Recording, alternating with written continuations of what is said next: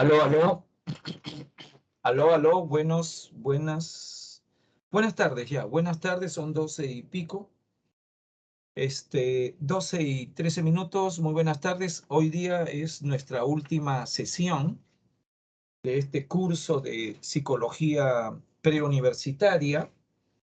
Lo que vamos a hacer el día de hoy es personalidad, ¿ok? Vamos a ver las bases de la personalidad. Y en la segunda parte vamos a ver los trastornos de personalidad, ¿ok? Bien, vamos entrando en materia. Entonces, me parece que se está presentando pantalla. Aló, aló. Se puede ver, ¿verdad?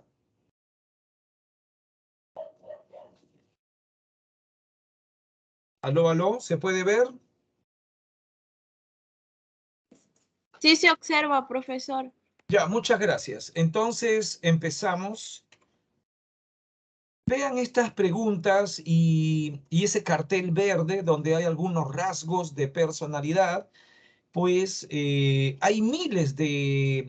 en el vocabulario, hay miles de palabras, de adjetivos calificativos para describir una persona, ¿ok? Miles, ¿ah? Miles de rasgos o miles de palabras, ¿no? Que uno puede usar para describir una conducta humana. Sin embargo, estas palabras fueron las que en la teoría de rasgos se propusieron como que si existían esas palabras, pues existe algo que se llame rasgo de personalidad. Fíjate, hay personas que son amables, otras son personas confiadas, otras personas son imaginativas, unos son honestos, otros no. Muy bien, esas son lo que se denominan rasgos de personalidad, ¿ok? Y cualquiera se puede describir con alguna de esas palabras. Como vamos a ver en la sesión de hoy, que el desarrollo de la personalidad no solamente es biológico, el desarrollo de la personalidad es producto de la educación y la cultura, que es lo que vamos a ver en la sesión del día de hoy. Por eso que la imagen que está a la derecha, que dice que si nosotros somos víctimas por ejemplo, de los genes biológicos en cuanto a la personalidad, o si nosotros somos realmente dueños de nuestras decisiones, pues yo pienso que somos dueños de nuestras decisiones, ¿ok? Los factores hereditarios de la personalidad son uno de los factores, como vamos a ver. Bien, el índice de lo que vamos a recorrer en la primera parte es, número 1, definición. Número 2, factores y componentes de la personalidad. Número 3, vamos a estudiar enfoques descriptivos. Número 4, enfoques explicativos. Y en la segunda parte vamos a continuar con enfoques explicativos viendo el enfoque humanista, el conductual, el cognitivo social, y vamos cerrando con desajuste de la personalidad. Y cerramos con lo que se llama trastorno de la personalidad y rasgo de la personalidad madura. Bien, entonces empezamos la sesión viendo la etimología de la palabra personalidad. Como ven en pantalla, la personalidad etimológicamente hay bastante discusión de dónde viene, ¿verdad? Algunos creen que viene de la palabra latina personam, otros creen que es de la palabra griega prosopon, que significa máscara, o que viene de la palabra etrusca persum, que significa cara o careta. Y bueno, lo que nos interesa es que la personalidad parece ser una máscara. Y los seres humanos nos ponemos máscaras, lo cual se puede entender como roles en determinadas situaciones, ¿ok? Por ejemplo, yo en este momento estoy con la máscara de profesor, pero saliendo de aquí, pues voy a ponerme la máscara, pues, de un padre de familia. Después cuando me encuentro con mi esposa me pongo la máscara de esposo, cuando me encuentro con mi hija me pongo la máscara pues de que soy padre, ¿no?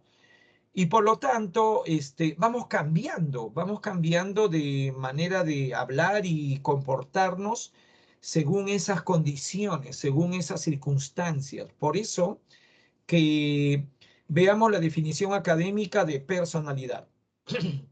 La personalidad es un concepto, un constructo hipotético que refleja la manera característica de cómo uno piensa, cómo siente y actúa de una manera muy individual, muy particular.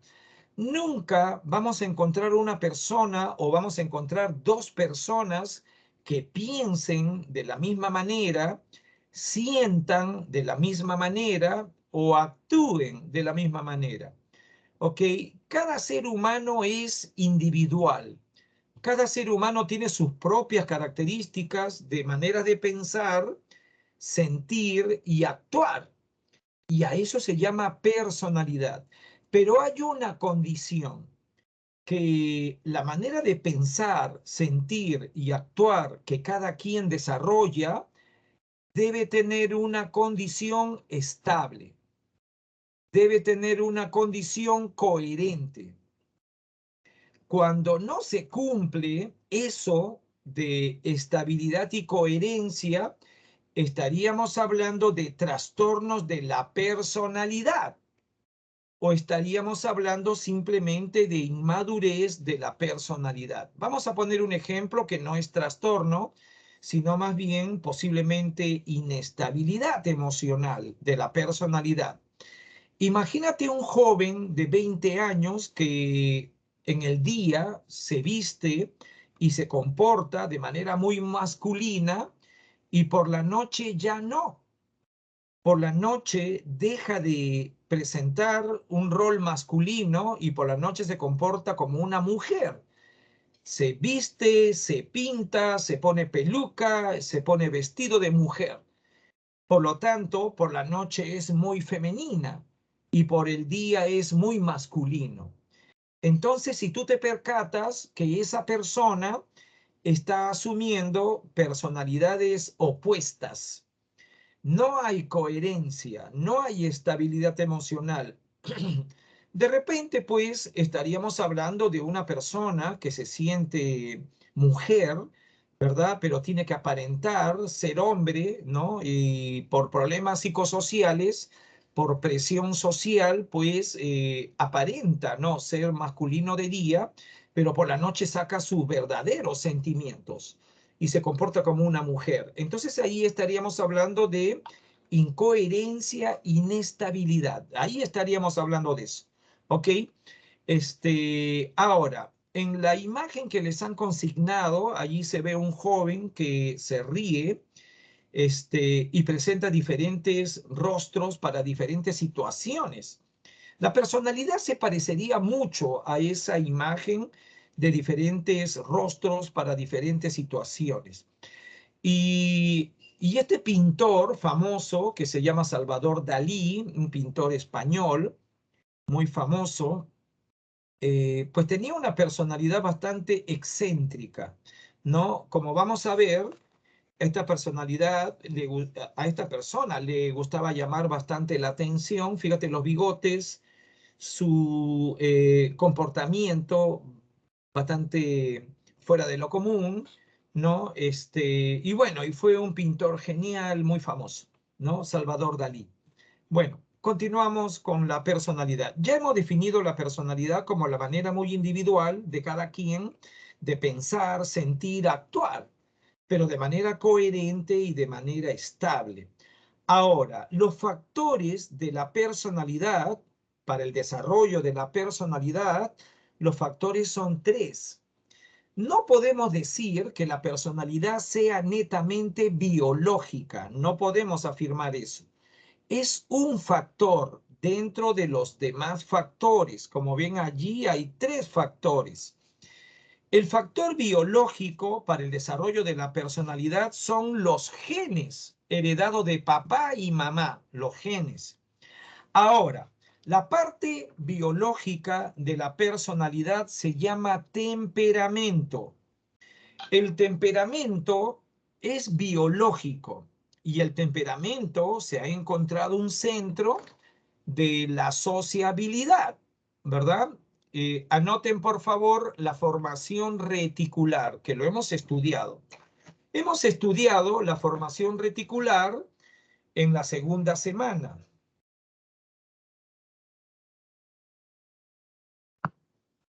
Seguramente recordarán que la formación reticular es el centro del sueño y la vigilia. Pero vamos a ver un psicólogo alemán que plantea que la base biológica del temperamento es la formación reticular, ¿ok? La activación, ¿ok? Pero eso lo vamos a ver en su momento. Por lo tanto, los factores biológicos de la personalidad son aquellos que tienen que ver con el temperamento, básicamente. Y el temperamento, como vamos a ver, da las características de la sociabilidad. Tú vas a encontrar gente extrovertida, muy sociable. Le gusta salir a la calle, conocer gente, hablar, es gente aventurera, andariega.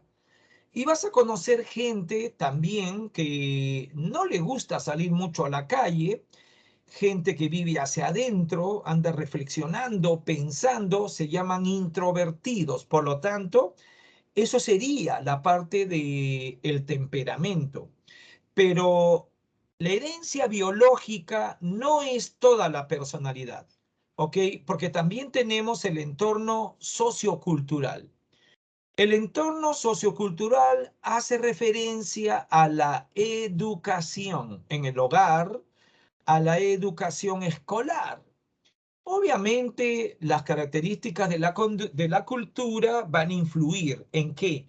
En las normas y valores. Las normas sociales de convivencia que nos enseña papá, que nos enseña mamá, van a controlar, regular la personalidad. Pero también los valores nos van a ayudar a tomar decisiones. Por lo tanto, la conducta de cada quien, asumiendo algunos valores, van a estar determinados por estos valores. Por ejemplo, si una persona, un niño, aprende el valor de la honestidad, porque su papá era muy honesto y le hablaba de ello. Su mamá era muy honesta y quería que su hijo asumiera el valor de la honestidad.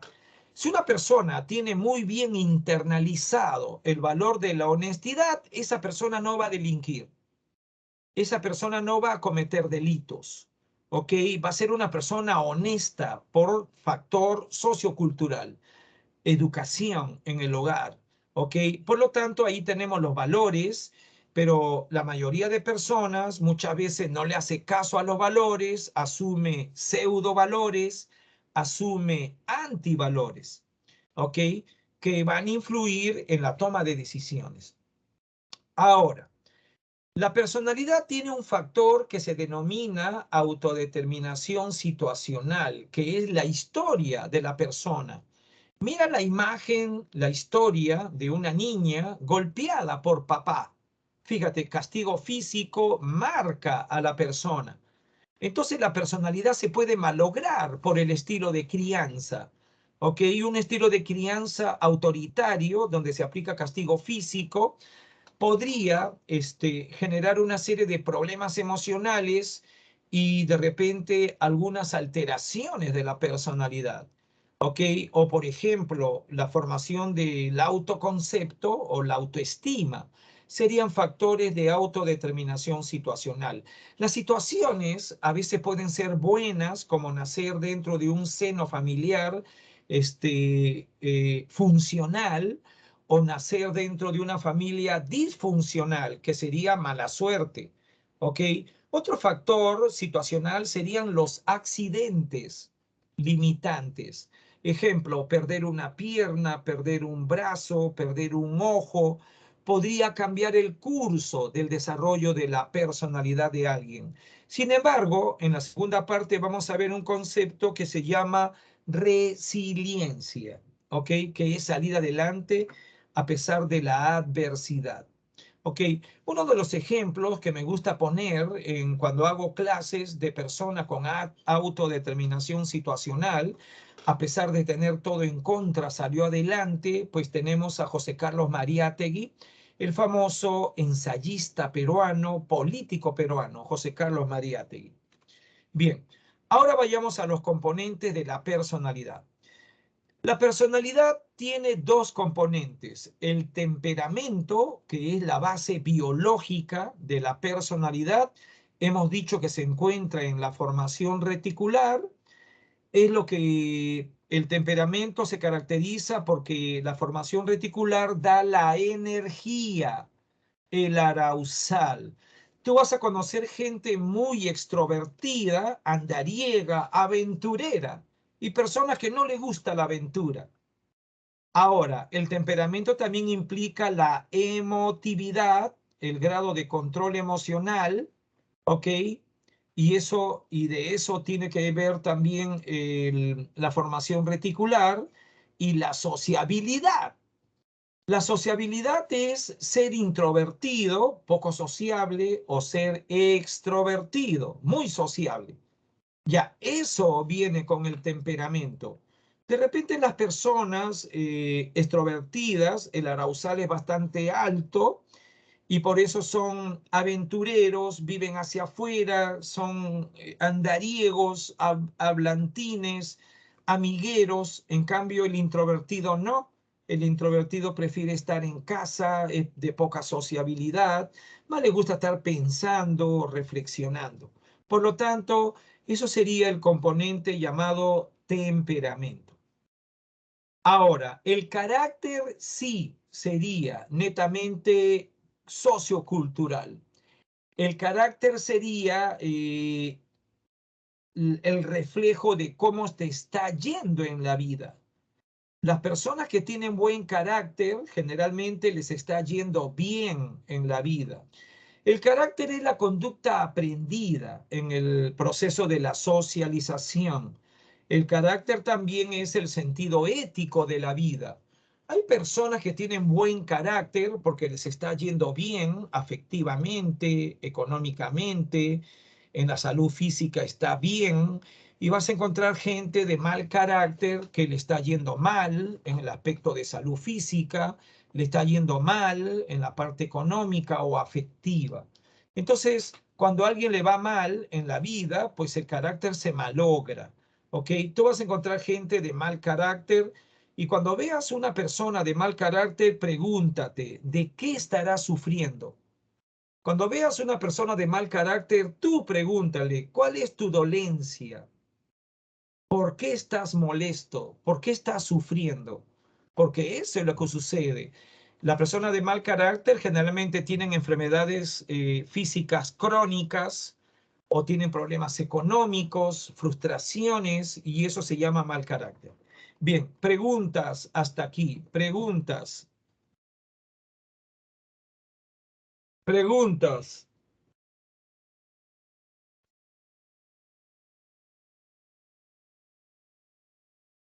Preguntas, comentarios,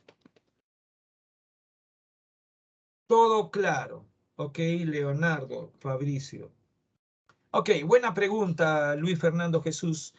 Sí se modifica, pero en el desarrollo, crecimiento físico. Ok. La persona, por ejemplo, cuando veamos la teoría de Hans Eysenck, la persona puede nacer con un grado de sociabilidad y cambiar desde niño a la adultez. ¿Ok? De repente de niño su sociabilidad estaba más categorizada como introvertido de niño, pero después en la adolescencia, como le fue muy bien, se fue orientando hacia una sociabilidad más abierta y ser extrovertido.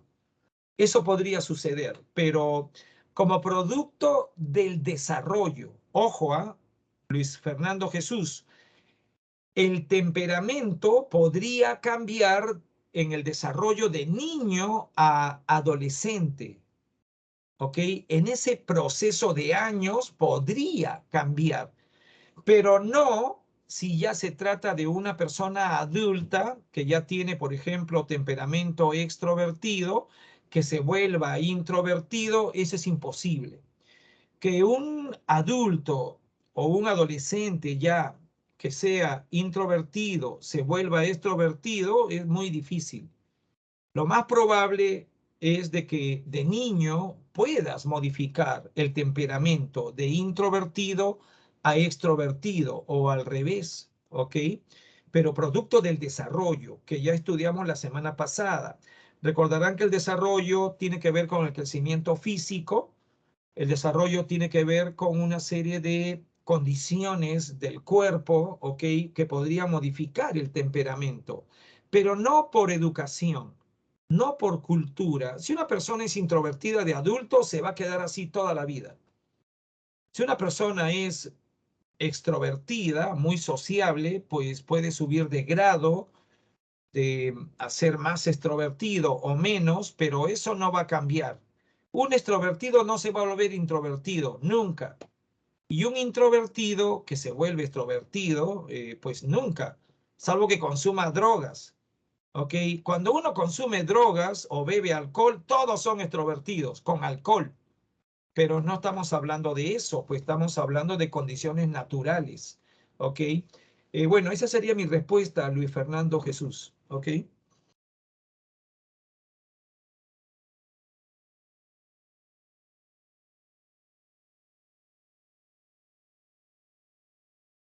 Bien, entonces estábamos diciendo que el temperamento es biológico, el carácter más bien tiene que ver con, es un reflejo de cómo te está yendo en la vida.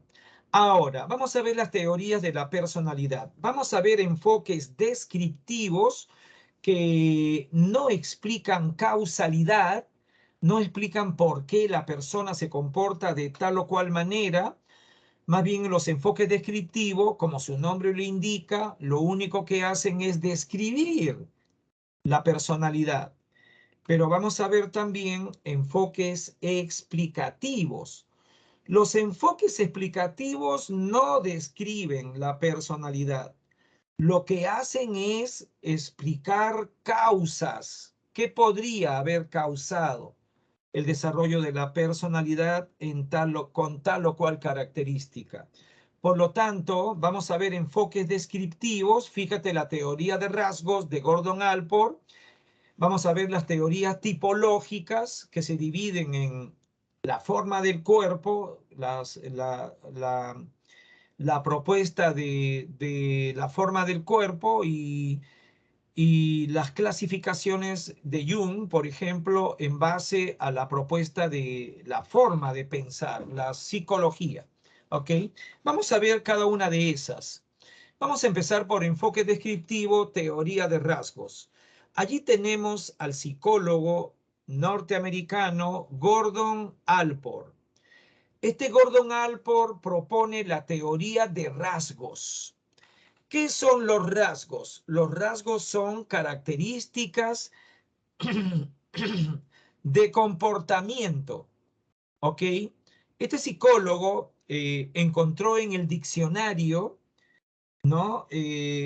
Centenares de adjetivos calificativos de conductas humanas. Entonces pensó que si los seres humanos hemos evolucionado describiéndonos, ¿no? Describiendo las conductas con un montón de palabras,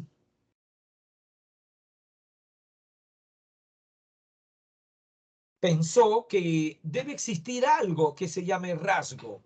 Los rasgos son tendencias a comportarse de tal o cual manera.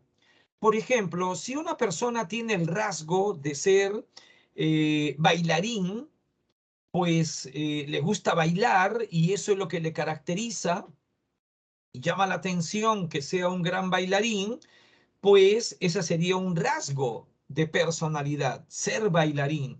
Y otras personas más bien que de repente le gusta dibujar, pues eso sería un rasgo, ¿no? Porque eso le hace feliz. Entonces, estamos hablando de rasgos en el sentido de tendencias a comportarse de una u otra manera. Tú vas a encontrar gente buena como rasgo y gente mala que se ha vuelto mala como rasgo de su comportamiento. ¿Ok? Entonces, este Gordon Allport propuso que los rasgos, ¿no?, que son miles de palabras de descripción de conductas, se deben categorizar, agrupar en tres categorías. Rasgos centrales, que son evidentes. Los rasgos centrales cualquiera se puede describir a sí mismo con rasgos centrales. ¿Ok? Los rasgos centrales son evidentes. ¿Ok? Todo el mundo los mira tu manera de ser. Y uno mismo se puede describir. Cuando uno se describe, también hay que decir la condición que si uno dice que tiene tales características, pues tenemos que confirmar con diferentes personas que le conozcan, que confirme que eso es cierto. ¿Ok? Vamos a poner un ejemplo. A ver, le pido al señor Charles Bromley que en la situación de estudio, ¿qué le caracteriza en el ámbito del estudio a usted?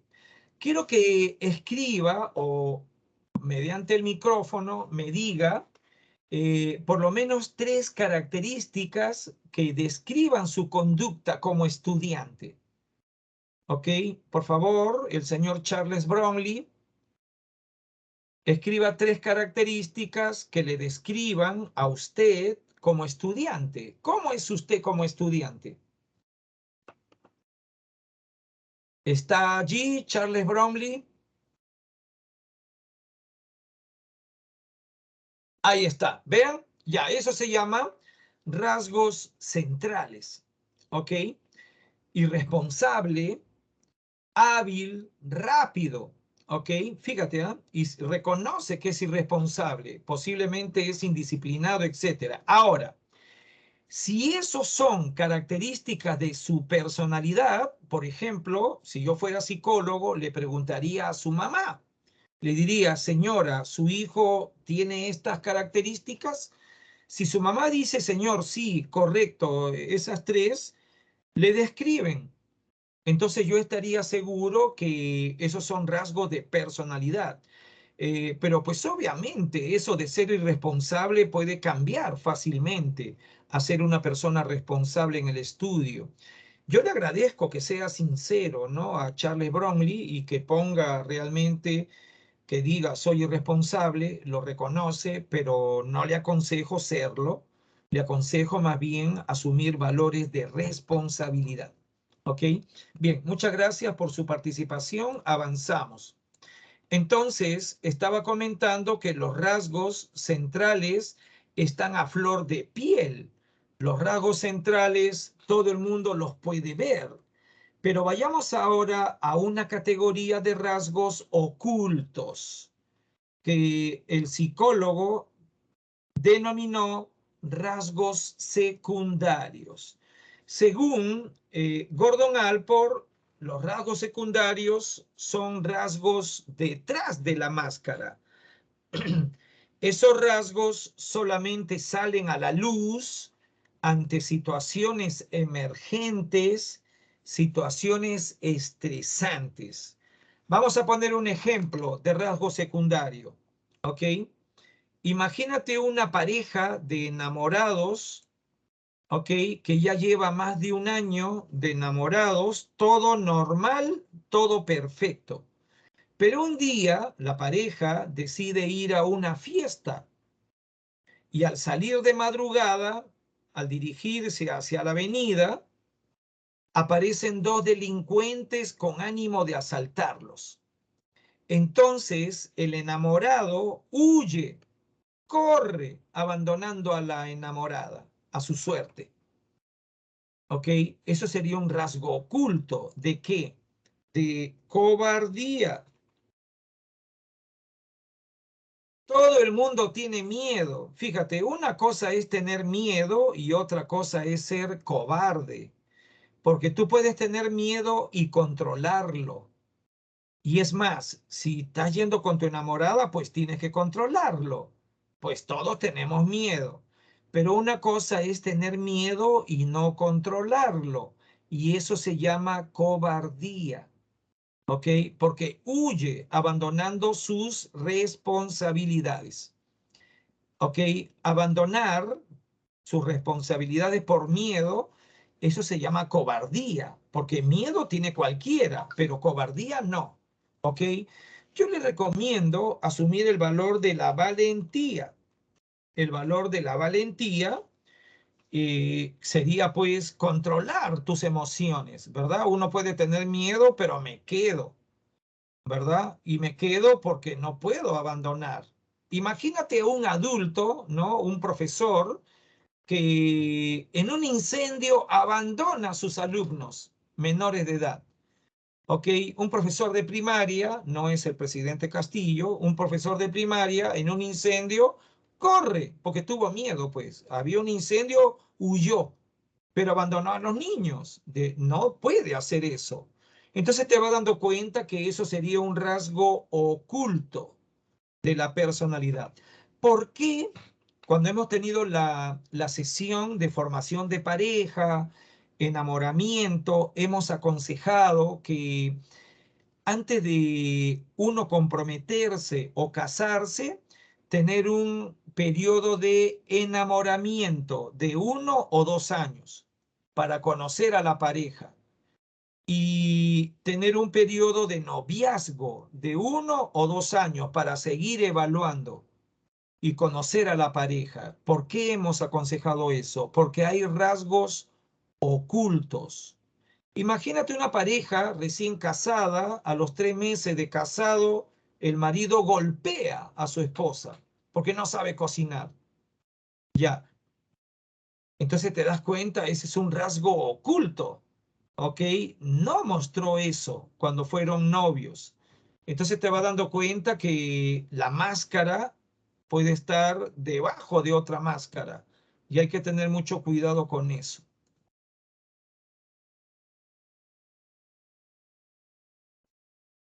Bien, ahora, Gordon Allport, investigando la teoría de rasgos, encontró que hay una categoría de rasgos que denominó cardinales. Los rasgos cardinales, anota, un solo rasgo define a la persona. Un solo rasgo. Les comento que los rasgos cardinales no se dan en niños, no se dan en adolescentes. Los rasgos cardinales se dan en personas adultas, sobre todo personas mayores, ¿no? Adultos mayores, sobre todo. Pero personas adultas pueden tener rasgos cardinales. Entonces, un solo rasgo, fíjate, un solo rasgo define la conducta. ¿Ok? Las imágenes que le han puesto allí, le han puesto, por ejemplo, a Miguel Grau, ¿verdad? El caballero de los mares, fíjate, responsable, respetuoso, hasta en la guerra. Fíjate, recogía a los heridos, recogía a los vencidos, un hombre con sistema de valores, fíjate, ve, que lo caracterizaban como persona caballerosa, como persona con empatía. Ya esos son rasgos cardinales, ¿ok? Le definen a esa persona. Pero vamos a poner un rasgo, por ejemplo, negativo, tacañería. Mucho cuidado, porque hay personas que conforme se van envejeciendo, se van volviendo o van asumiendo el rasgo de tacañería. Entonces, ese solo rasgo define todas sus decisiones. Es tacaño para comer, tacaño para vestir, tacaño para estudiar, tacaño en el dinero, tacaño en el amor, tacaño en todo, este tío. Entonces te vas dando cuenta, es un rasgo definitorio, único ¿ok? Que le caracteriza. Vamos a poner otro ejemplo de un personaje que yo admiro a pesar de sus grandes defectos que mostró en vida, que es Armando Maradona, Diego Armando Maradona. ¿Cuál era el rasgo, creo yo, que le definía? Valentía. Nunca he visto un futbolista tan valiente, ¿no? Que le pateaban, ¿no? Le daban de alma de patadas y se levantaba, no arrugaba, no tenía miedo, jamás. ¿Ok? Se ponía el equipo al hombro, ¿no? Maradona dirigía, líder, valiente, ¿ok? Claro, era un genio habilidoso, ¿no? Pero ya te va dando cuenta, su rasgo cardinal es la valentía. Maradona jamás decía, no me pase la bola, al contrario, pásamela a mí. Pero porque hay futbolistas que tienen miedo el mantener la pelota.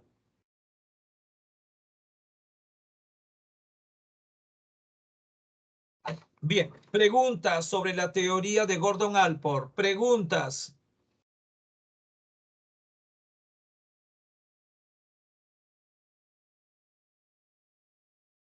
Preguntas.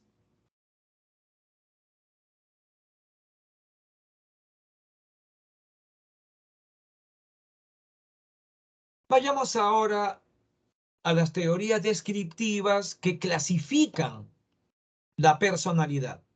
Vayamos a lo que se llama tipologías constitucionales, que quiere decir la forma del cuerpo o los líquidos del cuerpo. Vayamos a la teoría de temperamento de Galeno, ¿ok? Un médico de comienzo del siglo I. Este Galeno hizo las categorías de la personalidad en base a los líquidos del cuerpo. Las personas que tenían demasiada bilis negra fueron llamados melancólicos, ¿ok? Personas deprimidas, personas tristes, pesimistas. Los sanguíneos, donde predominaba la sangre, eran personas extrovertidas, fuertes, intrépidas. Pero también se tenían los flemáticos, demasiada flema o linfa, personas insensibles, lentas, parsimoniosas. Y tenemos también a los coléricos, ¿verdad? Predominio de la bilis amarilla en el hígado. Las personas coléricas son personas irascibles, impulsivas, ¿ok? Entonces te va dando cuenta la clasificación de Galeno, pues tiene 4 categorías. Pero también vayamos a la teoría de Ernest Kretschmer. Este médico psiquiatra alemán proponía que la forma del cuerpo determinaba la personalidad. Por ejemplo, personas flacas alargadas, es decir, personas leptosómicas, ¿ok? Personas flacas alargadas. ¿Cómo eran? Personas aisladas, retraídas, suspicaces. Anota que persona suspicaz significa eh, persona desconfiada, ¿no? Ahora, la forma del cuerpo atlético. La persona más bien con un cuerpo atlético, personas con gran energía, agresivas, rígidas en su comportamiento. Y por último, personas pícnicas, gordito, gordita, ¿ok? Esas personas eran bastante sociables, volubles y personas muy prácticas. Bien, preguntas sobre las tipologías constitucionales. Preguntas, preguntas. Me estoy quedando dormido, ayúdenme. Todavía falta 1 hora. Yo me estoy quedando dormido. Ay, el cansancio. Es que no me muevo de acá y hace calor, Dios mío. Un ratito voy a abrir la ventana un poco más.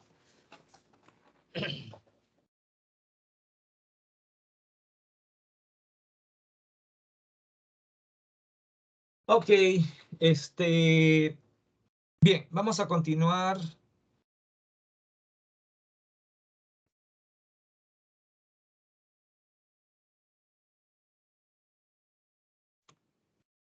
Ahora vayamos a las clasificaciones psicológicas, lo que se llama las tipologías psicológicas.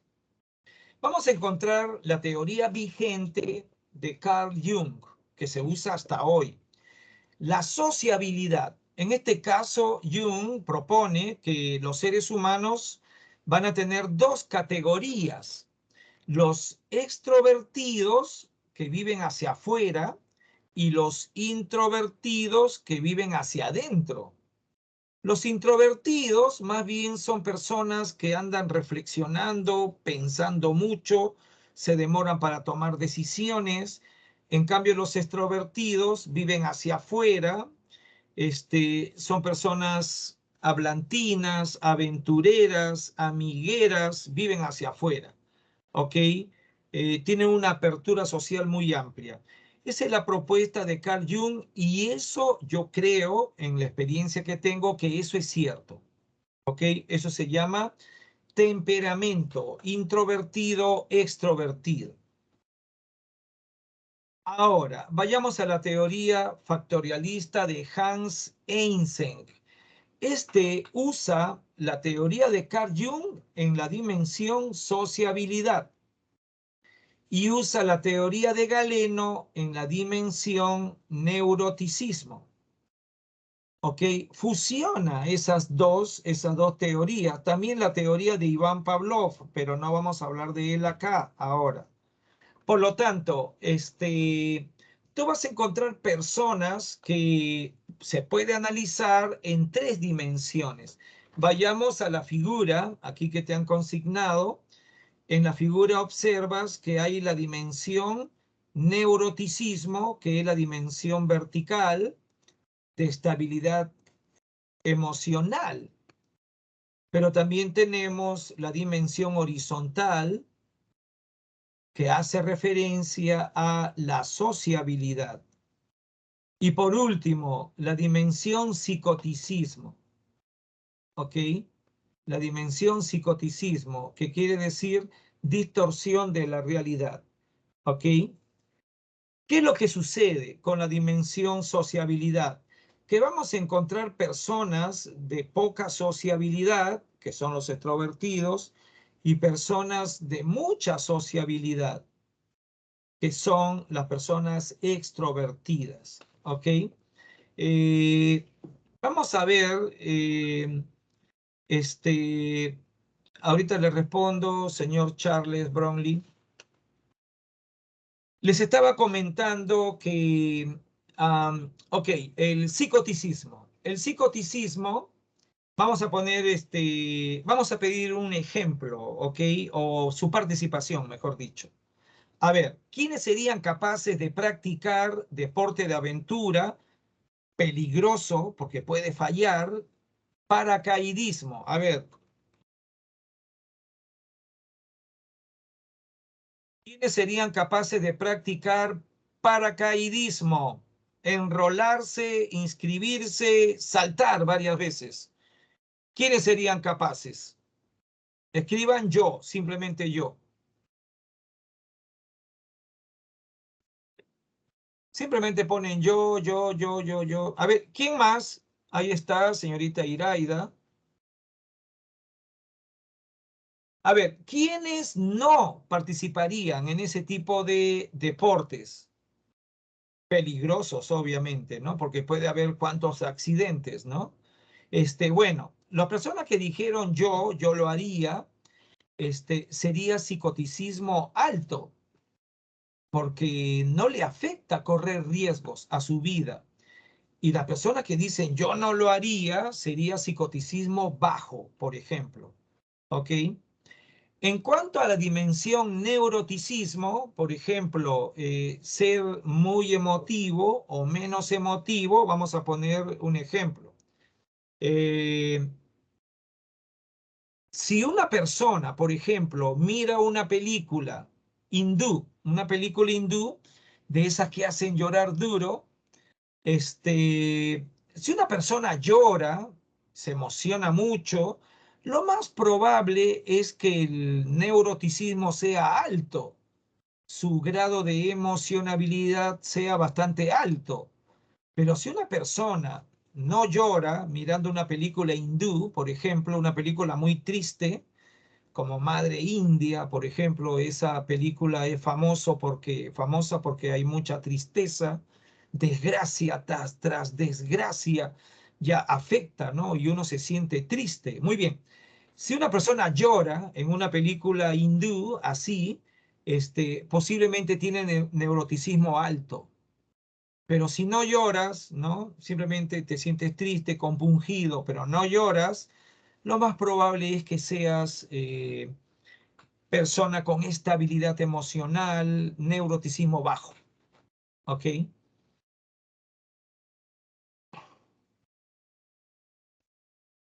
Había una pregunta que creo que no he respondido, la voy a responder. A ver, señor Charles Brownlee dice, la teoría de Kretschmer está descartada. Sí. Hemos mencionado la teoría de Galeno, está en el Museo de la Psicología. Y la teoría de Kretschmer, médico psiquiatra austriaco, también está descartada. Está en el museo, mejor dicho. ¿Ok? Nadie puede creer que tu forma de comportarte se deba a, por ejemplo, a la forma del cuerpo. Un ratito, perdón, ¿no?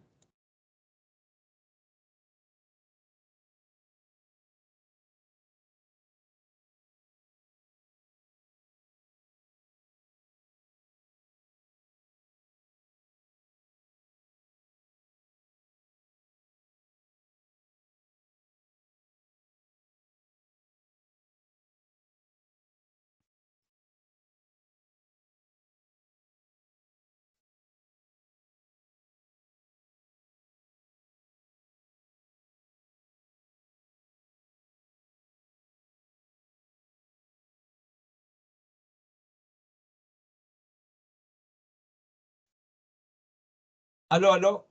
Bueno, mil disculpas, era una llamada.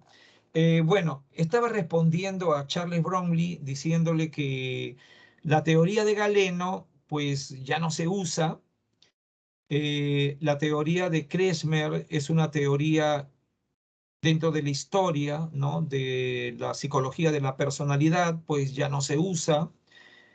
Simplemente como desarrollo cultural, ¿no? Porque llama la atención que la forma del cuerpo pueda influir en la manera de ser.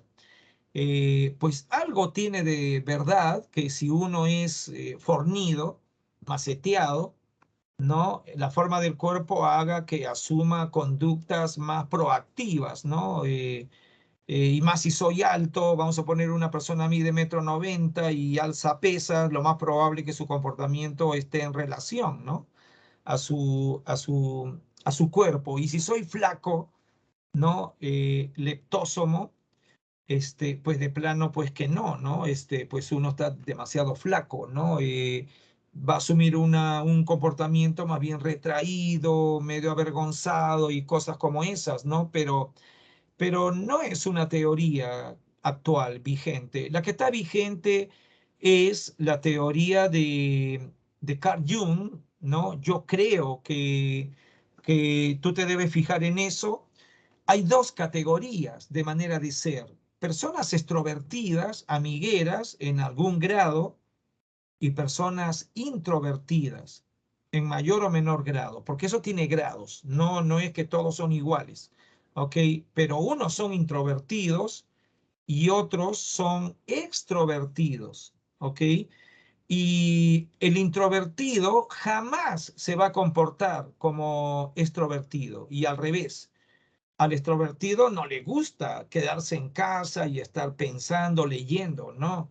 Ese le gusta estar afuera, conversar con gente, ¿ok? Ahora, cuando uno va a una fiesta y en una fiesta, pues está consumiendo alcohol, todos son extrovertidos. Por eso que no se dejen engañar. En una fiesta, todos están alegres por alcohol. Entonces, todos están extrovertidos, amigueros, conversadores, pero al día siguiente los introvertidos vuelven a su condición real de ser personas poco sociables. ¿Ok? Bien, avanzamos.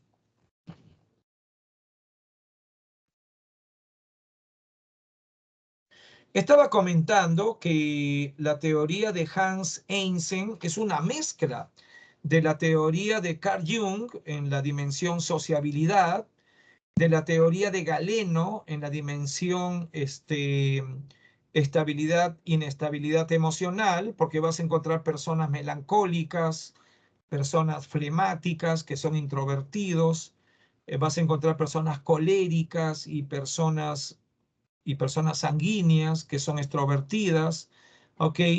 Pero también él suma la dimensión psicoticismo y considera que es el temperamento el que va a dar las características de personalidad, ¿ok? Bueno, avanzamos. Recomiendo en algún momento aplicarse la prueba de personalidad de Hans Eysenck. Cualquier psicólogo peruano conoce la teoría de personalidad de Hans Eysenck y se puede aplicar la prueba que es muy rápida, muy fácil de personalidad. Es una teoría, es una prueba psicométrica de la personalidad. Bien, ahora entramos a los enfoques explicativos, inaugurado por el psicoanálisis de Sigmund Freud, que fue un médico psiquiatra vienés. Nació en Viena, Austria. Sigmund Freud creía que la mente humana tenía niveles de conciencia. La mente humana tiene nivel consciente, que es la experiencia sensible o accesible del yo, el preconsciente, que es el super yo, ¿verdad? Que es un mecanismo de control emocional, y el inconsciente, que sería el ello. El ello sería un lugar donde se guardan las emociones positivas y negativas. Por ejemplo, la agresividad estaría en la mente inconsciente, en el ello, ¿ok? Y la sexualidad, pues con lo mismo, igualmente sería una motivación inconsciente, ¿ok? Bueno, esa es la teoría de Sigmund Freud. Ahora, Sigmund Freud propuso mecanismos de defensa del yo. ¿De qué se defiende el yo? Se defiende de la frustración, se defiende de la tristeza, se defiende del estrés, ¿ok? Los mecanismos de defensa son diferentes mecanismos para diferentes situaciones, ¿ok? Bien, vayamos a los mecanismos de defensa propuestos por Sigmund Freud. Mecanismo de represión. El mecanismo de represión se caracteriza porque el sujeto olvida algún hecho doloroso para él. Olvido motivado para un hecho doloroso. Por ejemplo, una persona se declara a una señorita que le dice no y más adelante la persona no quiere pensar en esa mujer, pues la olvida. Es un olvido motivado. La persona lucha por olvidar. Eso se llama represión, reprimir, ¿ok? Un recuerdo, una emoción. Vayamos al segundo mecanismo, la negación, que significa no aceptar un hecho que sucedió realmente. Supongamos que una persona se declara, no un joven se declara a una señorita, le dice no, y después la persona, 10 años después, se encuentra con esa señorita y no la reconoce. Dice, yo no la recuerdo a usted. No le recuerdo. Eso sería mecanismo de negación. Rehusar aceptar un hecho real. Vayamos al mecanismo de regresión. Regresionar a estados mentales de niñez, ¿no? De bebé. ¿Ok? Hacer pataletas, orinarse en la cama. Pues estoy hablando de personas mayores que podrían regresionar a su niñez. ¿Por qué regresiona el niño? Para llamar la atención de mamá y papá. Supongamos que un niño en el hogar mira que su papá y su mamá están peleando en los últimos días, discutiendo. Entonces el niño de 8 años empieza a orinarse en la cama como que tuviera 2 años. Ya no se orinaba, hacía 6 años, pero ahora se vuelve a orinar. ¿Para qué? Para llamar la atención. Ahora, vayamos a un mecanismo que Freud denominó racionalización. Mira la parábola, el cuento de la zorra y las uvas. La zorra no alcanzaba las uvas y racionaliza, dice, al final de cuentas las uvas están verdes. Si me piden un ejemplo de un ser humano, imagínate, un hombre de 20 años enamora a una chica de 20 años, pero la chica le dice que no. Entonces, en el caso del hombre, sufre mucho, pero para dejar de sufrir, racionaliza y dice, bueno, después de todo, no estaba tan guapa. Después de todo, no era tan inteligente. Después de todo, y así se justifica. Anoten que racionalización sería autojustificarse.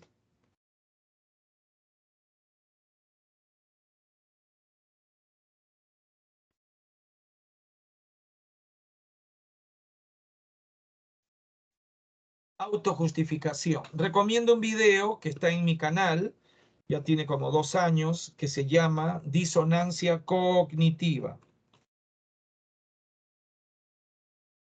Disonancia cognitiva. En ese video, disonancia cognitiva, vas a encontrar los 3 modelos de disonancia cognitiva. No es un modelo, son varios, son 3 modelos. Y vas a encontrar que cuando una persona metió la pata, pues tiene que autojustificarse, ¿ok? Para no sufrir, ¿no? La frustración, ¿ok? Eh, Vean el video Disonancia Cognitiva y hay un trabajo práctico allí, que la persona le están haciendo algunas preguntas sobre la relación de pareja. Y la persona, pues, se puede justificar ahí, ¿no? Pero bueno, miren el video que estoy recomendando. Bien, preguntas que creo que no hay. Avanzamos.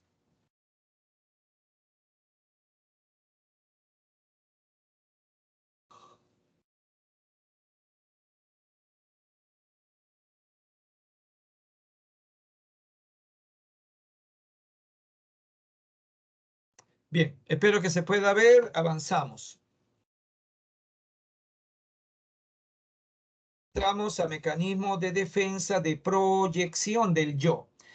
Ese mecanismo afirma que una persona proyecta sus propias características personales. Por ejemplo, un hombre celoso cela a su esposa porque en el fondo el que quiere sacar la vuelta desde siempre es él. Y entonces mira lo que él está sintiendo, lo mira en su esposa y se pone muy celoso, cuando realmente el que está pretendiendo traicionar es él. Eso se llama proyectar los impulsos. Vayamos a la sublimación. Según Freud, las personas que practican deportes de contacto físico, las personas que este, ay, disculpen que se me está yendo las ideas. Preguntas para que se me vengan las ideas.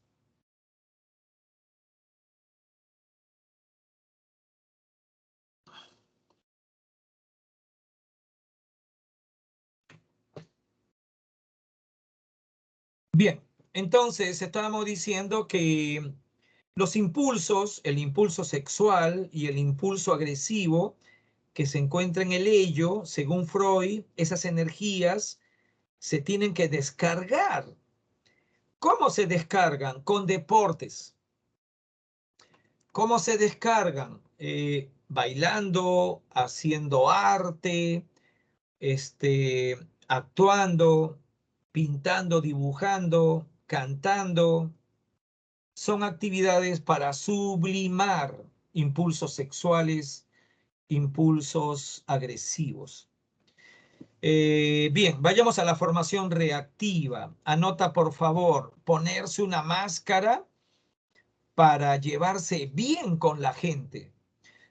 Ejemplo, una persona pues sabe que su vecino es una mala persona, pero no le puedo yo decir que es una mala persona. Cuando lo veo, me pongo la máscara y lo saludo. Después cuando me meto en mi casa, me saco la máscara y digo, este es una mala persona, porque le anda golpeando a su esposa, le anda golpeando a sus hijos, no es una buena persona. Pero yo no le digo nada, simplemente lo saludo, me llevo bien con esa persona. Ya eso se llama formación reactiva. Y por último, el mecanismo de defensa de desplazamiento.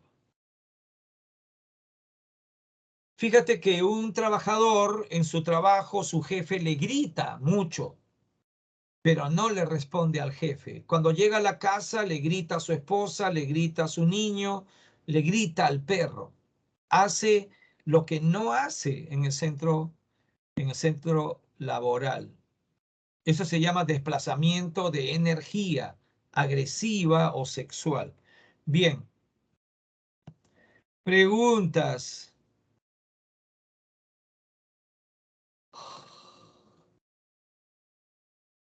Son la 1:15. Nos queda exactamente 45 minutos. Estamos bien con el tiempo. Preguntas. Ayuden con sus preguntas porque me estoy quedando dormido, les cuento. Hace calor, no me muevo, estoy 5 horas para 6 horas sin moverme aquí y estoy cansado. Eso es lo que está pasando. Y me estoy poniendo de mal humor. Mi carácter se está malogrando, estoy cansado. A ver, Natalie Margot, ¿podría dar un ejemplo de formación reactiva? Ya dije, miren, diplomacia, asertividad. No puedo decirle la verdad a la gente. Yo no le puedo decir, mira, ¿sabes qué cosa? Yo te tengo cólera porque tú eres una mala persona. No le puedo decir. Cuando le veo, le saludo y le digo todo muy bien, todo feliz. Y ahí me hago el sonso. ¿Ok? Eso es lo que se llama formación reactiva. Ocultar nuestros propios sentimientos, no decir la verdad, para llevarnos bien con la gente. A ver, sublimación podría ser, se podría relacionar con desplazamiento. Recuerden que Freud, ¿ok? Freud cree que la conducta, vean, está motivada a partir de impulsos sexuales, impulsos agresivos. Por lo tanto, ¿qué sublima la persona? Los impulsos sexuales, pintando, bailando, cantando. ¿Qué sublima la persona? Los impulsos agresivos, ¿cómo? Jugando deportes, pintando, bailando, ese tipo de hobbies, subliman la energía agresiva que se vaya por una actividad positiva. Por lo tanto, sublimación no se puede relacionar con desplazamiento. Son situaciones diferentes. En el caso del desplazamiento, vuelvo a repetir, es dirigir mi impulso agresivo a otra persona que no merece que yo le agreda. Puse el ejemplo de un jefe en el trabajo que me grita a mí y yo no le respondo al jefe porque no quiero que me vote, pero estoy con cólera y cuando llego a casa me descargo, desplazo la energía agresiva, le pego al perro porque me da cólera, le grito a mi esposa, le pego a mi hijo. ¿Por qué? Porque estoy desplazando energía agresiva. Porque en mi trabajo, pues me maltrata mi jefe. Ya te vas dando cuenta, Charles Bromley, no se pueden mezclar. Preguntas. Quedan ahorita 38 minutos. 38 minutos. Nos estamos despidiendo con esta clase. Pues ya no nos vamos a ver. Te deseo mucha suerte y visiten el canal La Psicología del Futuro. ¿Ok? Como ya seguramente vieron, el viernes colgué un nuevo video sobre lavado de cerebro. Hemos colgado. Bien, avanzamos. Me parece que se puede ver la presentación. Aló, aló, ¿se puede ver la presentación? Necesito que Sí, me lo profesor. digan. Ya, gracias. Bien, bien, ya sabemos los mecanismos de defensa y ahora vayamos a los enfoques de la personalidad. Enfoque humanista de Abraham Maslow. ¿Recordarán a Abraham Maslow, el mismo de la pirámide jerárquica de necesidades? ¿Cómo se forma la personalidad sana, según Abraham Maslow? Las personas que logran la satisfacción de la mayor cantidad de necesidades, su personalidad será mejor, será más sana. Una persona que cubre sus necesidades fisiológicas, dormir, comer, una persona que tiene seguridad en la vida, casa propia, trabajo estable, una persona que tiene necesidades de pertenencia cubiertos, por ejemplo, tiene a su familia que le apoya, una persona que le respetan, sus necesidades de estima están cubiertas, y una persona que logra metas profesionales. Ya esa es una personalidad sana.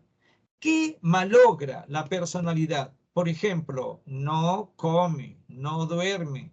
Sus necesidades fisiológicas no son cubiertas, ¿ok? Por condiciones óptimas. Necesidad de seguridad, por ejemplo,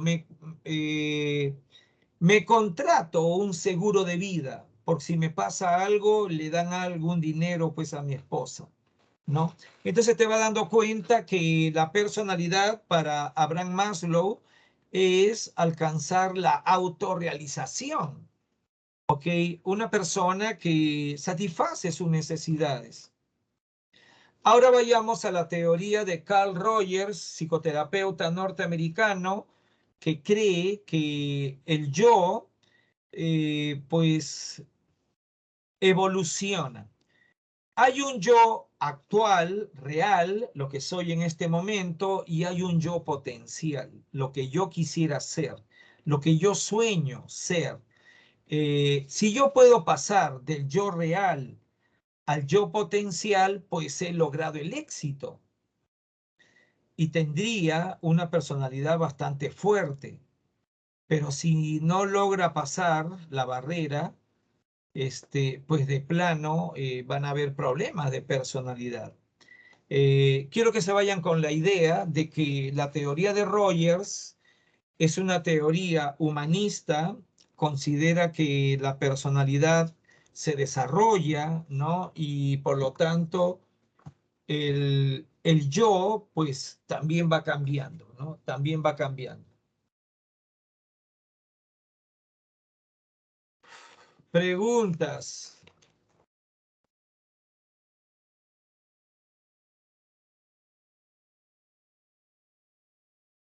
Preguntas. Bien, les pido un minuto de permiso, me voy a echar agua a la cara.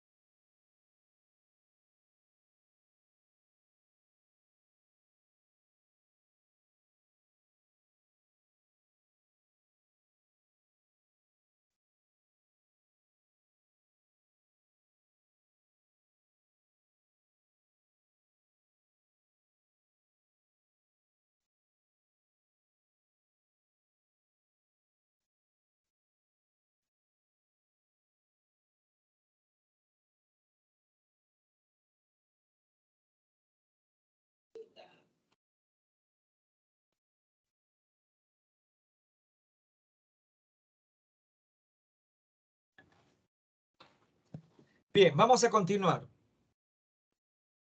Ok, muchas gracias por el permiso, les agradezco. La verdad, pues, que ya tengo 5 horas, 24 minutos hablando.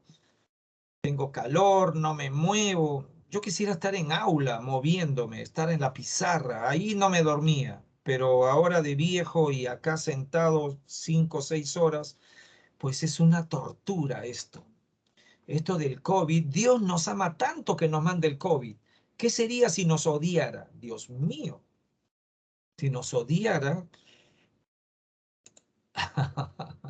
Bueno, vamos avanzando. Se puede ver, ¿verdad? Bien, entonces les estaba comentando que para este psicólogo la personalidad se desarrolla en base al autoconcepto y la personalidad tiene que pasar del yo real al yo potencial, que es la autorrealización. Ahora vayamos al enfoque conductista de Skinner. Recordarán el condicionamiento operante, los premios, los castigos. Recordarán el reforzamiento positivo, el reforzamiento negativo, el castigo positivo, el castigo negativo. Pues bien, esas contingencias de premios y castigos forman la personalidad, configuran la personalidad. Por lo tanto, la personalidad, el origen de la personalidad sería pues la historia de reforzamientos de una persona. Y ahora vayamos a la teoría de Albert Bandura, imitación de modelos, la teoría cognitivo-social, que plantea que nuestra manera de ser pues tiene que ver con la imitación de modelos. Imitamos a nuestros padres, imitamos a nuestros profesores, imitamos a algunos personajes que vemos en la televisión o el cine. ¿Ok? Bien, vamos a entrar en el tiempo que nos queda. Nos queda más o menos 34 minutos. Desajustes de la personalidad. ¿Qué significa ajuste? Ajuste significa adaptación. ¿Y qué sería desajuste? Desadaptación. El desajuste de la personalidad sería una personalidad desadaptada por el contexto. Y ese tipo de desadaptación se llama estrés. Es decir, no podernos adaptar al ambiente, porque el ambiente tiene algunos cambios que me afectan y que me generan un estado emocional negativo. ¿Ok? Por lo tanto, el desajuste de la personalidad sería pues una desadaptación. Ahora, ¿qué es el estrés? Etimológicamente, estrés significa tensión.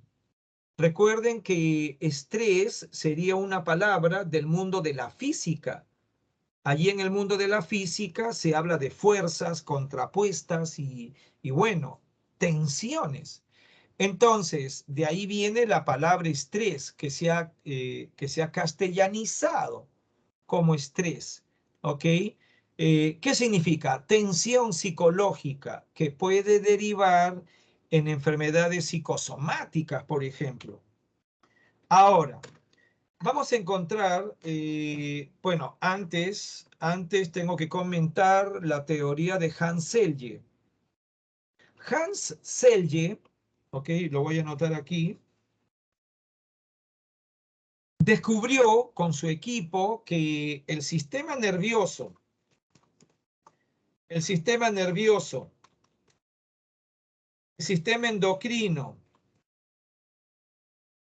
el sistema inmunológico están interrelacionados. Eso fue lo que descubrió. Descubrió que si una persona está nervioso, pues va a activar el sistema endocrino. Y el sistema endocrino va a emitir hormonas en la sangre, activando emociones. Por ejemplo, cuando uno tiene miedo, recordarán que una hormona llamada este, adrenalina, pues va a la sangre. ¿Para qué? Para correr. ¿Ok? Entonces, si una persona está sometida a miedo durante semanas o años, pues el sistema nervioso va malogrando el sistema endocrino y el sistema endocrino va malogrando el sistema inmunológico. Por eso se producen las enfermedades psicosomáticas. Las enfermedades psicosomáticas son producto del estrés, ¿ok? Pero vamos a continuar. Vamos a continuar. Espero que se vea, que no haya problemas. Ok, vean el cuadrito de la curva del estrés. El estrés es natural, ¿ok? Es natural emocionarnos, tensionarnos por cualquier cosa, sea positiva o negativa. Siempre hay un estrés mínimo o máximo. Pero el estrés, por ejemplo, hay un estrés positivo motivador. Por ejemplo, el día que se tiene que dar el examen de admisión, pues el estudiante antes del examen está nervioso. Ya ese es un estrés positivo, motivador. Pero el estrés no debe sobrepasar la zona de confort. Por ejemplo, uno está nervioso, ansioso, ¿verdad? Pero no puede sobrepasar la zona de confort, porque si sobrepasa, viene el distrés, que sería un estrés malo, ¿ok? Que genera fatiga, cansancio, afecta a la salud y puede generar el colapso nervioso. Por lo tanto, como pueden ver ustedes aquí en esta representación, pues el estrés no se puede prolongar, no se debe prolongar demasiado tiempo, ¿ok? Porque si no, se produce un estrés negativo, ¿ok? Bien, preguntas.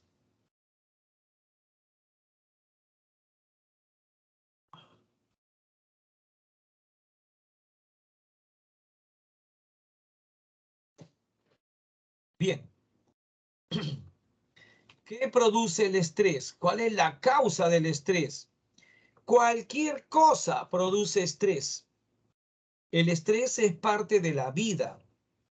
El estrés es una reacción emocional, una tensión muscular ante retos de la vida. Ahora, el estrés, puede ser generado por condiciones biofísicas. Por ejemplo, frío extremo, calor extremo, estresa al cuerpo, activa sistema nervioso, activa sistema endocrino, afecta sistema inmunológico. ¿Ok? Frío o calor extremo, ruido prolongado, es decir, contaminación sonora prolongada, que te quite el sueño, por ejemplo, estrés. Falta de oxígeno, las quemaduras son condiciones estresantes. ¿Ok? Bien, condiciones laborales, estresantes laborales, exceso de obligaciones, inestabilidad laboral, impericia, jornadas extensas de trabajo generan estrés. ¿Ok? Y si el estrés se prolonga, pueden generar enfermedades psicosomáticas. ¿Ok? Como les estoy comentando, entonces hay un estrés biofísico, ¿verdad? El cambio de temperatura de plano ya estresa, ¿verdad? Como me siento yo estresado ahora, porque hace calor, no me puedo mover y aparte estoy cansado. ¿Ok? Ahora vayamos al estrés psicológico, que es el más importante. El estrés psicológico es causado por algunas situaciones como sismos o una catástrofe, guerras. Fíjate cómo estarán en Ucrania de estresados, porque no ves que han invadido el país y pues hay muertos, bombardeos y seguramente ya no hay comida, no hay agua, no hay luz. Condiciones súper estresantes, ¿ok? Como una guerra. No debe haber guerra realmente. Los problemas económicos, los problemas familiares, Anoten cuáles son las tres condiciones súper estresantes en el hogar, ¿ok? En las condiciones personales. En primer lugar, divorcio.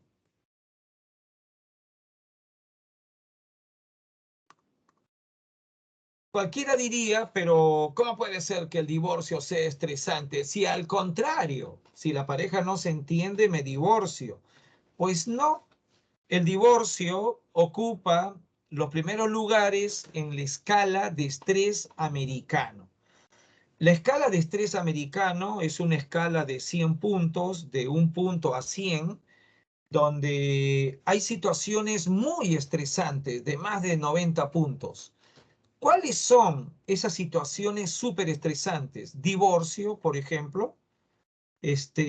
¿Por qué el divorcio? Porque un divorcio es un proceso. Se tiene que ir a juicio, se tiene que litigar, contratar abogados, gastas dinero, tienes gasto emocional, pues te tienes que ir de tu casa, pues es súper estresante, un cambio radical de la vida. Vas a tener que litigar por la tenencia de los hijos. Ok, segunda condición súper estresante, muerte súbita. Muerte súbita de un ser querido, súper estresante. Ok, súper estresante. Cuando hablo de muerte súbita, me estoy refiriendo a muerte inesperada. No se esperaba morir la persona, ¿ok? Muere en un accidente súper doloroso, es la muerte súbita de un ser querido, pues, ¿no? Hay chistes que hacen que si se muere la suegra, pues no pasa nada. Pues yo no creo en eso, son chistes, obviamente, la muerte súbita de un pariente, ¿no? La suegra es un pariente, pariente de uno, es la mamá de mi esposa, ¿cómo me voy a poner feliz? ¿No? Porque hay gente que dice, si se murió mi suegra, pues ahí yo me siento feliz, ¿no? Pues es mentira, son bromas, ¿ok? Nadie va a desear la muerte a un ser humano. Ya, la tercera condición es violencia en el hogar. De las tres condiciones que ocupan en la escala de estrés americano, más de 90 puntos, mira, súper estresantes, ¿ok? Eh, Vuelvo a donde estábamos. Espero que se esté viendo. Bien, ya tenemos los estresantes y estamos en las características del estrés psicológico, ¿no? Que pues estamos comentando. Ahí tenemos las guerras, el divorcio y todo eso, los problemas económicos, etcétera, etcétera. Vayamos ahora a qué efectos genera el estrés, la tensión psicológica. ¿Cuál es la parte mala que generalmente, pues, pues hay que tenerlas en cuenta, ¿no? Y ay, ya no sé ni qué quiero decir. Pero bueno, avanzamos. ¿Cuáles son las consecuencias del estrés? Consecuencias emocionales: ansiedad, que es miedo; frustración, agresión; irritabilidad; abulia. Anota, abulia es pérdida de la voluntad. Abulia, pérdida de la voluntad. No quiere hacer nada la persona. ¿Ok? Depresión, vergüenza, problema de autoestima, etcétera. Vayamos ahora a consecuencias cognitivas. El estrés puede generar problemas de concentración, problemas para tomar decisiones, olvidos frecuentes. Esas son las consecuencias más comunes. Bien, vayamos a consecuencias conductuales. Consumo de drogas, consumo de alcohol. Cuando veas una persona que consume drogas, esa tiene estrés muy alto, por eso consume drogas. Si ves personas que beben alcohol, es por estrés. Si ves personas que consumen marihuana o cocaína, que es bastante frecuente en Perú, ese es por estrés, ¿ok? Quieren controlar las emociones con esas drogas y los lleva, obviamente, a la destrucción. Ahora, vayamos a consecuencias físicas. Dolor de espaldas, dolor de cabeza, lo cual se denomina cefalea, ¿ok? Problemas de la piel, etcétera, etcétera. Bien, preguntas.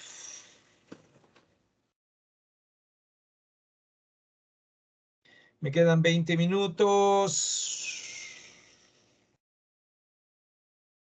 Me quedan 20 minutos para cerrar con ustedes. Preguntas, no hay preguntas, avanzamos.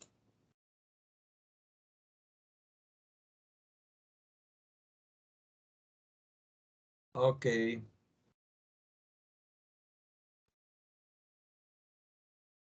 El concepto resiliencia lo tienen que aprender. En mi canal hay un video que se llama así, resiliencia. Es la capacidad para salir adelante ante una adversidad. Nadie está libre de sufrir accidentes, ¿ok? Pero hay que salir adelante siempre. Eso se llama resiliencia. La resiliencia se entrena. Tienes que asimilar el valor de la valentía, el valor de la esperanza, el valor de que va a cambiar las cosas y salir adelante. Eso se llama resiliencia. Imagínate una persona ciega que tiene que salir adelante por resiliencia. Imagínate una persona que perdió sus dos piernas. Pues tiene que tener resiliencia. Ya te vas dando cuenta, la resiliencia se entrena. La resiliencia implica entrenamiento en valores y capacidad para tomar buenas decisiones.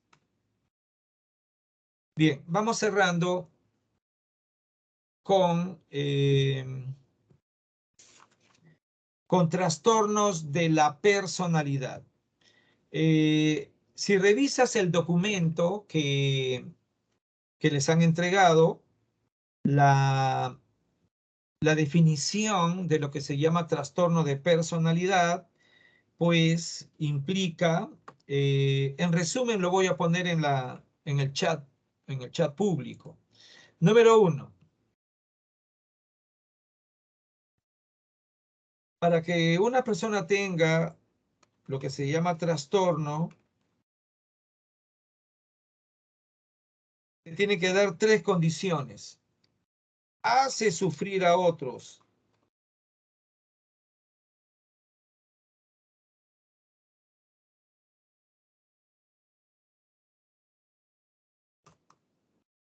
Hacer sufrir a otros. Número 2, sufre, lo cual quiere decir que el sujeto tiene conciencia de enfermedad. Hace sufrir a otros, sufre, se arrepiente después de haber metido la pata. Y número 3, no es productivo. No es productivo en el trabajo, no es productivo en los estudios. Es una persona que funciona mal. Eso es lo que sucede con el trastorno de personalidad. Ahora, estas tres, eh, estas 3 características siempre tienen que estar presentes, siempre. ¿Ok? Y vamos avanzando a los trastornos, utilizando estas 3 características para que no se olviden.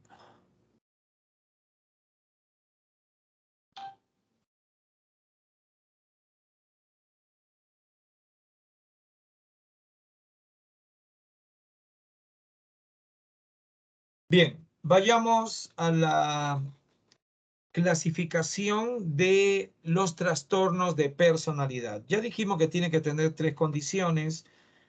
Eh, persona que hace sufrir, persona que sufre, persona que es víctima, ¿no?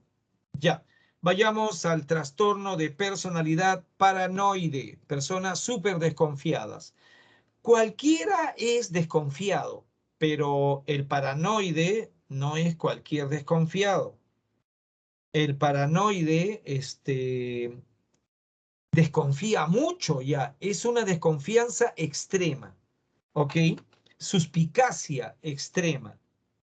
Vamos a poner un ejemplo. Imagínate que una persona, un hombre, hace su cumpleaños, viene la visita y a la salida les está revisando por si no se están robando algo.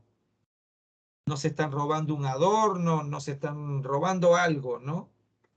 Ya eso es paranoide. Ahora, eso lleva a conflicto, hace sufrir a otros, ofende, ¿ok? De plano te vas dando cuenta que ese trastorno paranoide se tiene que medir con los tres criterios: hacer sufrir, sufrir y el último que sería no hacerle caso, ¿no? Bueno, ya no sé ni qué estoy hablando. Bien, preguntas para despertarme, porque me quedan 15 minutos. Preguntas.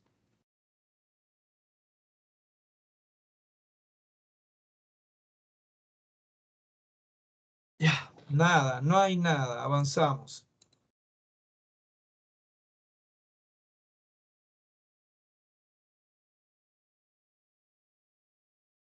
Y les pregunto si hemos hecho el esquizoide. Les pregunto que no recuerdo, perdón, disculpen. Aló, aló, hemos hecho solamente el paranoide. El esquizotípico hicimos. El No, esquizoide. Aló, no, aló. solo hizo paranoia. Ya, gracias. Gracias. Lo que pasa es que estoy cansado, estoy muerto. Ayer he estado pintando mi casa todo el día hasta las 11 de la noche. Por eso tengo el cuerpo, pero matado. Bien, vayamos al esquizoide. El esquizoide tiene afectividad plana, plana, aislamiento social, no tiene expresión emocional. Ya, hace sufrir a otros. Imagínate una pareja matrimonial donde el esposo es esquizoide, no habla, no muestra emociones. La esposa más bien es extrovertida y conversadora, pero no tiene con quién conversar. Entonces sufre y pelea con ese hombre. Le dice, me voy a divorciar de ti, tú no hablas, tú no muestras afecto. Ok, ya, ese es un trastorno esquizoide, restricción emocional, que hace sufrir. Vayamos al esquizotípico. El esquizotípico son personas raras, con creencias raras.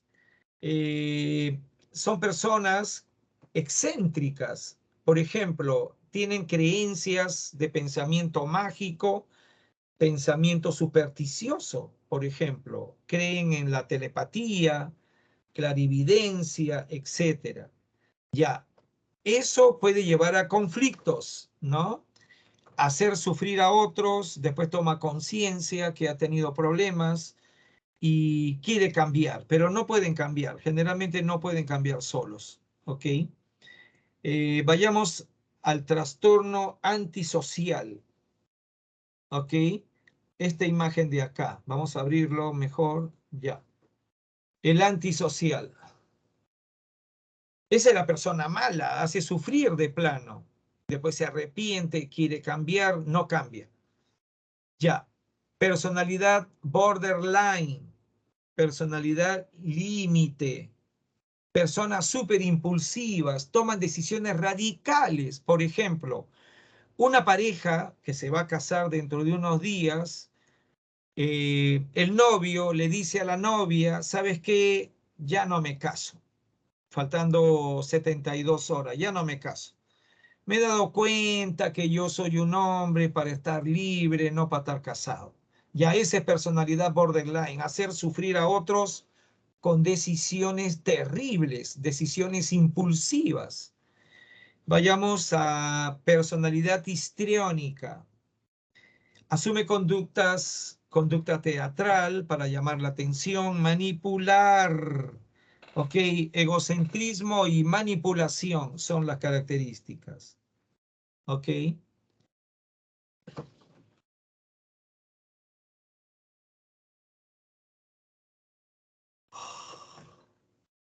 Vayamos a la personalidad narcisista, trastorno de personalidad narcisista, pero ojo, tiene que hacer sufrir a otros.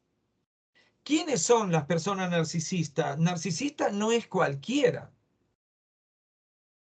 A ver, Natalie Margot pregunta si, le tengo que corregir a Natalie Margot. La palabra trastorno se escribe sin N.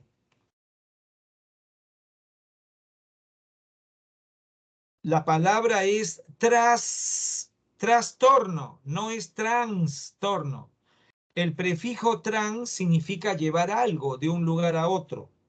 Y acá no se está llevando nada. Aquí es trastorno, disfunción, ¿no? Trastorno.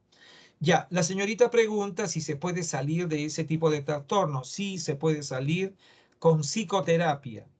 Psicoterapia, por lo menos 1 año para reformar el cerebro, ¿no? Las memorias. Sí se puede salir, sí. Estábamos en el trastorno narcisista. Cualquiera no es narcisista. Para ser narcisista o caer en trastorno narcisista tiene que haber condiciones. ¿Cuáles son estas? La persona tiene que ser bella, persona alta, bella o alta, o ambas. Y tener mucho dinero, por ejemplo. Puede ser también por dinero.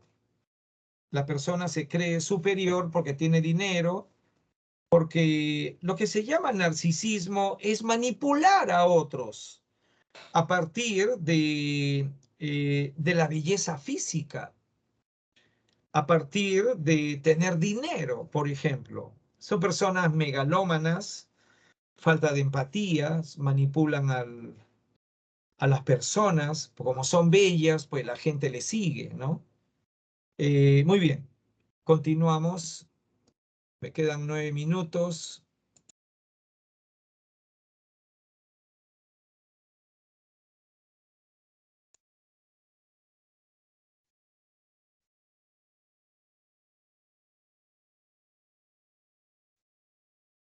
Ay, ay, ay. Ok, avanzamos. Vayamos a personalidad evitativa, lo que se llama trastorno de personalidad evitativa. Personas ansiosas, ansiedad significa miedo, personas miedosas, inhibidas, hipersensibles, ¿ok? Genera conflictos de repente con su pareja, ¿verdad? Porque no quiere afrontar retos, tiene miedo, ansiedad. Vayamos a el último. Bueno, personalidad dependiente, lo que se llama trastorno dependiente. Estas son personas sumisas, personas que tienen miedo a la separación, ¿verdad? Aquí, por ejemplo, vemos que hay una pareja, un novio que todavía su mamá le maneja su vida, eso no puede ser. Allí se generan conflictos. Mira, la persona dependiente se pelea con la novia, hace sufrir. Siempre está la condición de interacción social, ¿no? Llevarse bien o mal con otras personas. Y vayamos al último, personalidad anancástica o personalidad con trastorno obsesivo compulsivo. ¿Quiénes son esas personas? Personas perfeccionistas, personas controladoras que hacen sufrir. Imagínate un jefe obsesivo compulsivo. Te controla, te vigila, te supervisa, te hace llorar, porque te dice que eso está mal hecho, que no es así, etcétera, etcétera.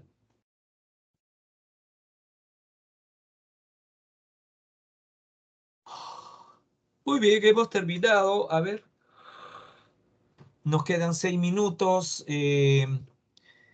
¿Cuáles son las características de una personalidad sana? Pues es fácil observar, la persona tiene que aprender a tomar decisiones, son personas maduras, no aplican castigo físico, etcétera, etcétera. Lo que van a encontrar ahí es eso. Bien, hemos terminado y no tengo nada más que decir. Se puede decir que se puede ser narcisista por ser exitoso. Sí, claro. Tiene que haber algo que distinga siempre, ¿no? La persona narcisista tiene que sobresalir en algo valorado. Por ejemplo, en Perú se valora la belleza, como en todo el mundo. Pero en Perú, por ejemplo, se valora bastante la talla, porque somos un país de gente baja. El promedio, el promedio del peruano es 1,65 m. En México, el promedio es 1,75 m. En Argentina, yo estaba en Argentina, pues ahí, pues 1,80 m, el promedio, ¿no? Uno va a Argentina, mira hacia arriba, ¿no? El Perú, bueno, el tener una talla, por ejemplo, que una persona tenga 1,80 m, pues en Perú, pues el rey, ¿no? Pues las chicas van a estar atrás de él y todo eso, así sea feo incluso, ¿no? Pero para la mujer no. La mujer alta, la mujer de 1,80 m en Perú la pasa mal, porque es al revés, ¿no? Porque no va a conseguir novio en Perú, se va a tener que ir a otro lado a conseguir novio, ¿no? En un país de gente bajita, pues tener una novia de 1,80 m, pues olvídate, ¿no? Bailar una balada en una fiesta, pues que te va a dar vergüenza estar colgado ahí como un niño, ¿no? Como pregunta Charles Brownlee, la persona narcisista pues tiene que tener un éxito en algo, ¿no? Se puede tener éxito económico, éxito académico, éxito social, éxito, recomiendo en mi canal mirar el video Psicología de la Envidia, o si no, entrar a mi blog también se llama La Psicología del Futuro. Entras a mi blog, hay un artículo Psicología de la Envidia, allí, ¿ok? Pero de lo que está en mi blog, mis estudiantes, un grupo de estudiantes hizo un video que yo le mandé a hacer, basado en el artículo que está en mi blog, ¿ok? Hay 4 tipos de éxito: éxito económico, éxito académico, éxito social y éxito personal. ¿Ok? Pero el éxito económico es el que mandaría. El éxito académico también puede mandar. ¿Ok? Y volver a la persona narcisista. La persona narcisista es una persona que le siguen. Es una persona que atrae y se vuelve mala, ¿no? Manipuladora. ¿Ok? Ese es el problema con el narcisismo. Pero bueno, no voy a poner ejemplos porque me quedan 3 minutos nada más. Pero bueno, eso es lo que le puedo decir a Charles Brownlee. No sé si he respondido su pregunta. Hay chicas que son bonitas, ¿verdad? Narcisistas, manipulan a los hombres, enamora a uno, enamora al otro, manipula pues a los hombres, ¿no? Y eso es peligroso porque aquí en Perú hay mala educación y hay mucha violencia, ¿ok? De repente recuerdan, de repente no recuerdan, ¿no? Pero hace como 5 años a una señorita le echaron gasolina, creo que le echaron, le prendieron fuego en un bus, ¿ok? Ya, la chica hermosa, bonita. Si tú veías la foto en los periódicos y este muchacho se sintió manipulado, ¿no? Me parece que era un joven que trabajaba en un restaurante, creo que era el cocinero, pero un joven de 20 y tantos años se enamora de una chica bonita. La chica venía de Celendín, creo, Cajamarca, bonita, hermosa la chica, pero manipuladora, porque la chica tenía varios pretendientes, le sacaba plata. Entonces el joven, este que era cocinero, pues la chica le daba entradas, ¿no? Y le sacaba plata, ¿no? Y después la chica ya no quería saber nada con él, ni siquiera un besito. Entonces el pata se sintió despechado y la siguió con una botella de gasolina, le echó gasolina en un bus con gente. Mira, imagínate, hay videos de eso. y le prendió fuego. La chica murió a los días, ¿no? El chico debe estar preso. Por lo menos le han echado unos 20 años a ese muchacho. Pero eso de ser narcisista, pues no es un juego eso, ¿no? Es bien peligroso ese tipo de conductas. Pero bueno, creo que no he terminado. Me queda un minuto, quiero cerrar. Ah, sí, creo que ya terminé, ya. Disculpen que estoy medio cruzado. Bueno, voy a escribir las claves del cuestionario y pregunta número 1, letra B. Pregunta número 2, C. Pregunta número 3, B. Pregunta número 4, C. Pregunta número 5, D. Pregunta número 6, B. Pregunta número 7, C. Pregunta número 8, A. Pregunta número 9, B. Pregunta número 10, D. Bien, hemos terminado. Les deseo mucha suerte. No desmayen en conseguir sus metas académicas. Les deseo mucha suerte. ¿Ok? Cuídense del COVID. Visiten el canal La Psicología del Futuro. Por ahí me encuentran en el canal La Psicología del Futuro. Chao, chao. Nos vemos.